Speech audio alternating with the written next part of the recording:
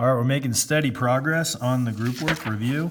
We just did number 4 and also number 5. These are kind of big problems to work on. These might take a little bit of time. 6 and 7 go by pretty quickly if you know what you're doing.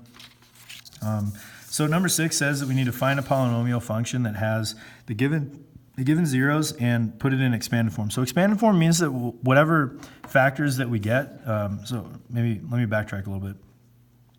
When we're trying to put together this polynomial function, we're going to put it together in terms of factors. So we're going to put a bunch of factors together like this, and when we expand it out, we're going to distribute or FOIL all of these factors together to make a polynomial complete. So to put together a factor, it's always just going to be x minus whatever zero value that you have, and we're given 2 zeros right off the bat.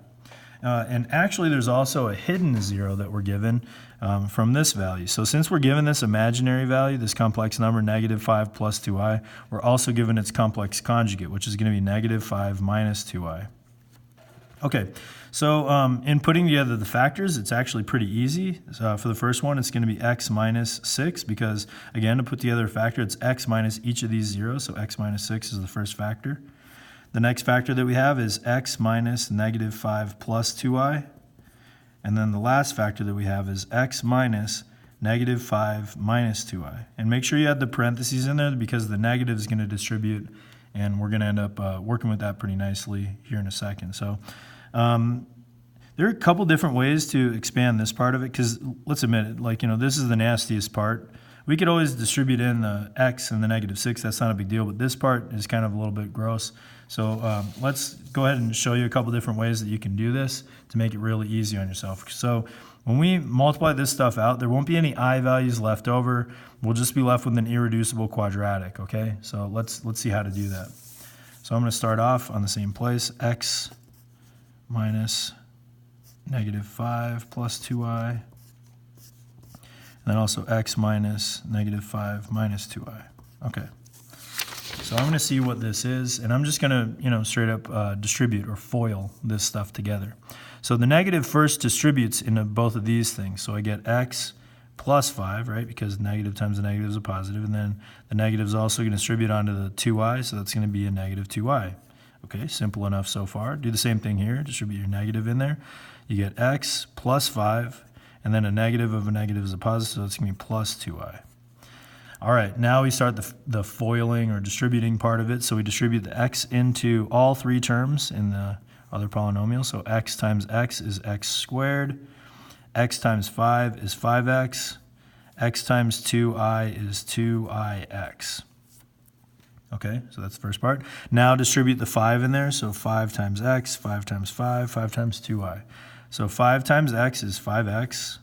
5 times 5 is 25, so plus 25. 5 times 2i is a positive 10i. Now the last one, we need to distribute the -2i in there. So -2i times x is -2ix. -2i times 5 is -10i. And then -2i times positive 2i is a -4i squared. Now, remember that from when we learned about this stuff in the complex numbers, I squared is the same thing as saying -1. So I'm just going to change that to a -1 right now before I move on. Okay, so now I'm going to combine like terms. I've got an x squared, and it's all by itself. There's no other x squareds. For the x's, I have a 5x and another 5x, so that gives me 10x total. And then let's see here. So I have a positive 2i and a -2i. So those ones just cancel out, because one's positive, one's negative, and they're the same. Then I have 25, and then this turns into a positive 4, because the negative times negative is positive. So 4 plus 25 is 29. And then check this out. I have a positive 2i and a -2i. Positive 10i and a -10i. So those ones cancel out too. So this is all that I'm left with, this irreducible quadratic. And if you wanted to go backwards and do quadratic formula, you'd end up with the following zeros.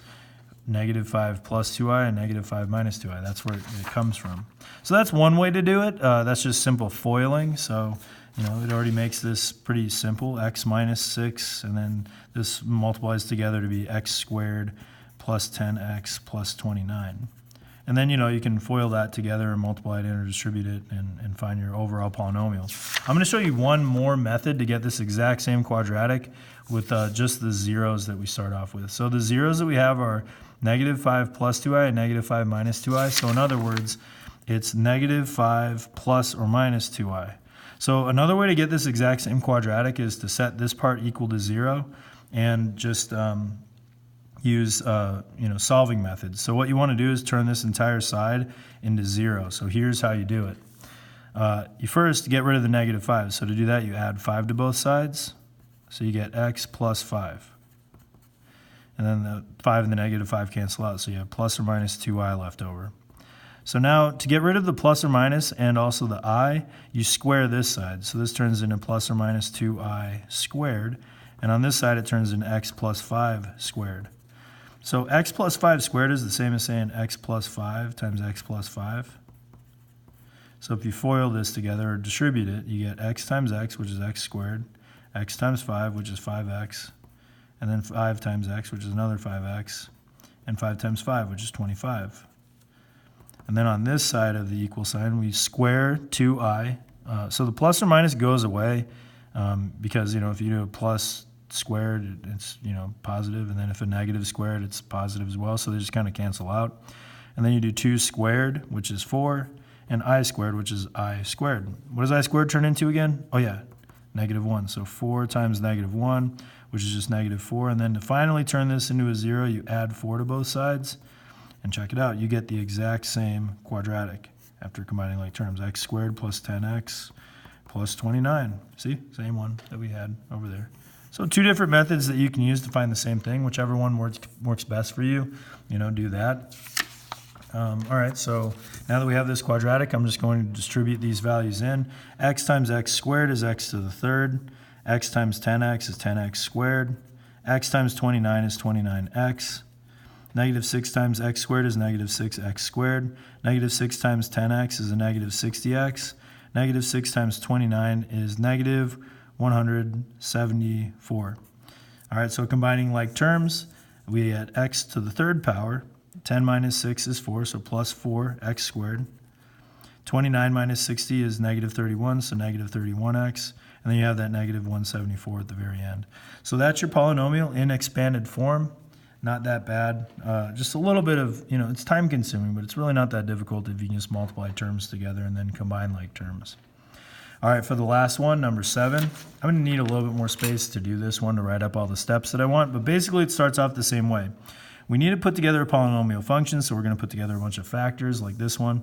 And it has these zeros, so they give us the zeros as well. And we need to leave it in factored form. So we just leave it in its factored form when we're all done. So it's going to look something like this with linear factors and irreducible quadratics. So here's how you get to that point.